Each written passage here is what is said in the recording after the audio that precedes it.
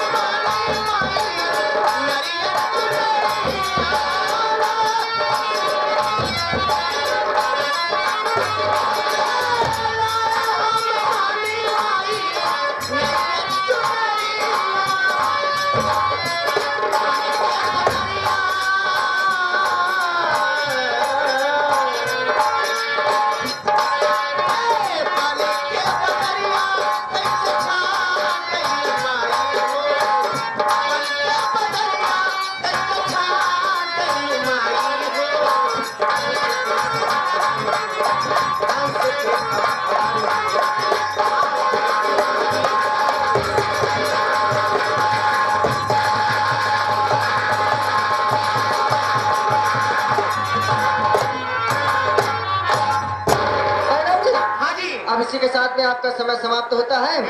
अब एक गाना बाबा साहब का सुनाते हुए जा सकते हैं। बिल्कुल सही बात है कि हम इन लोगों को संगीत दिखाया जाए। मेरा टाइम समाप्त हो गया। हमारे मास्टर साहब बता रहे हैं। हाँ यही देखिए हमारे बाबा साहब ने संविधान को लिख करके दुनिया छोड़ कर चले गए। एक ही इंसान ने अपने ही हाथों से लिखा हुआ संविधान जिन्हें कहा जाता है भारत रत्न बाबा साहब डॉक्टर भीमराव अंबेडकर जी, संविधान के रचयिता, संविधान निर्माता।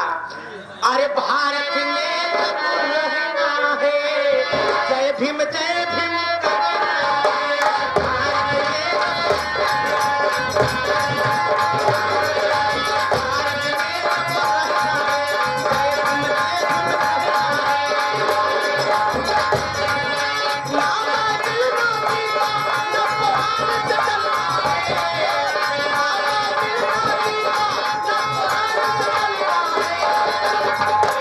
मेरा भारत मेरा भारत, अरे भारत मेरे पापा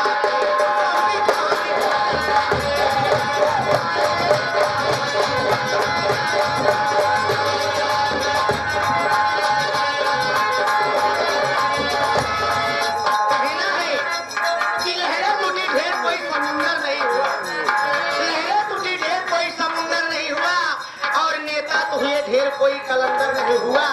इस बात का दुनिया इतिहास गवाह है, फिर पूरी दुनिया में कोई अंबेडकर पैदा नहीं हुआ। भारत में जब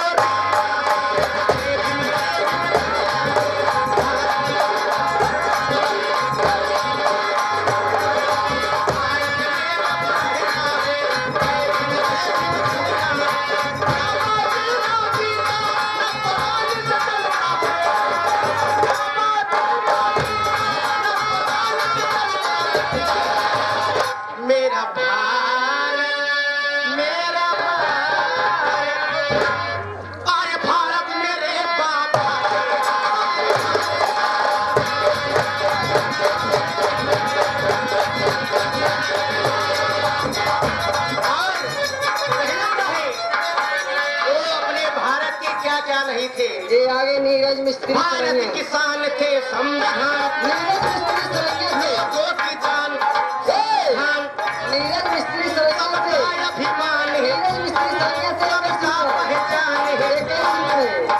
के लिए नीरज मिस्त्री ये हमारे नीरज मिस्त्री जी सरैया से। जी सरैया से आए हैं। इस बाबा साहब के गीत पर खुश होकर के हाँ। 21वें पुरस्कार का तरफ से धन्यवाद। हाँ। भारत किसान है संविधान,